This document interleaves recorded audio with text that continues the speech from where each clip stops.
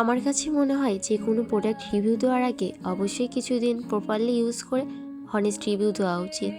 একটা ভালো product use করা যেমন আমাদের জন্য ইম্পর্টেন্ট, ঠিক তেমনই কাউকে সাজেস্ট করার আগে ভালোভাবে ভেবে বলা উচিত। প্রায় 5-6 মাস আগে অনলাইন থেকে এই হেয়ার প্যাকটা পারচেস করেছিলাম, আর তোমাদের সাথে তো সেই ভিডিও শেয়ার করেছি, কিন্তু রিভিউ শেয়ার করতে পারিনি। তোমরা অনেকেই রিভিউ জানতে চেয়েছিলে তখন। এই হেয়ার প্যাক আমি প্রায় প্রতি মাসে 2বার করে ইউজ করার চেষ্টা করেছি, আর আজকে আমি তোমাদের সাথে হেয়ার প্যাকের রিভিউ শেয়ার করব, আর সাথে হেয়ার প্যাকটা রেডি করার প্রসেসটাও শেয়ার করব।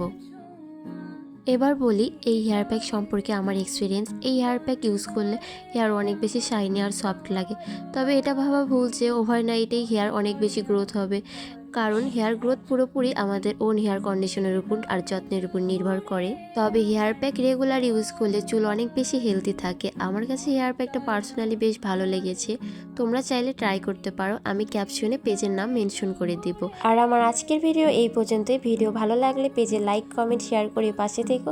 দেখা হচ্ছে নেক্সট কোনো ভিডিওতে।